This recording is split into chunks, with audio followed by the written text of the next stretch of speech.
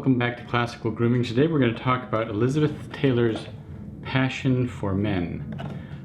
This 1989 cologne, as it's advertised, was one of the Elizabeth Taylor collection of Passion for Men, Passion for Women, and there's also a cologne concentrate, I think. So what let's kind of get this on my arm here for a second. Let that simmer while I look at the notes. I have to get my glasses for this one. All right. So like a lot of the fragrances out of the 80s, a lot of notes. On the top there is lavender, fruity notes, bergamot, neroli, orange, galbanum, and lemon. In the middle you have cinnamon, carnation, nutmeg, sandalwood, patchouli, cedar, balsam fir, jasmine, and geranium. And in the base you have vanilla, styrax, benzoin, tonka bean, oak moss, amber, musk, and vetiver. So when you first pull it out, the note that grabs me first is lavender.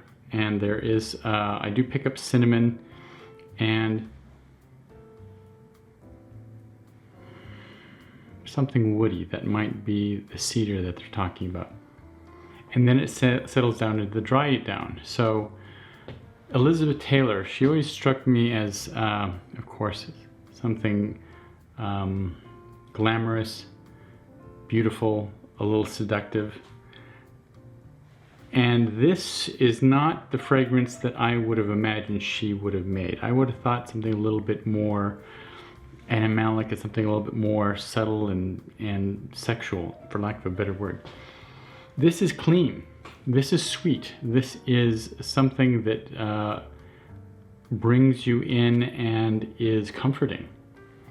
Because the base, as it settles down, the opening is the clean part, where you have the lavender and a little bit of the cinnamon and the citrus, and that's the clean part. But once you get into the dry down, you get into a sort of a vanilla sandalwood with a little hint of cinnamon to it, which tends to be very attractive, but not in the animalistic kind of passionate way that I would think passion for men would be, but rather a subtle, comforting, sweet scent that makes you want to cuddle.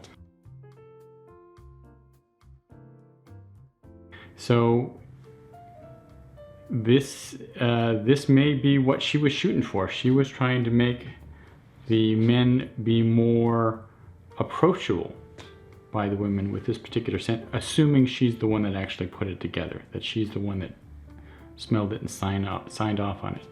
So a lot of the women that have mentioned to me what I'm smelling said they like this one. It's very nice, and so on that point, it's a win. I would wear this in the evening. It's not really a work scent unless you need to. I just don't see this as a work scent. I mean, the opening is very clean and very office type, but this is much more of a close, snuggling kind of odor to it.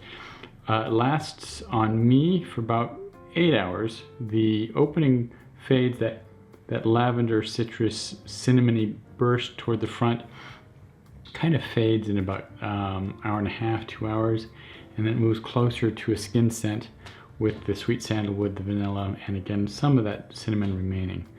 So I would give this a 3 out of 5. I like it. I think the women I've talked to like it more than I do.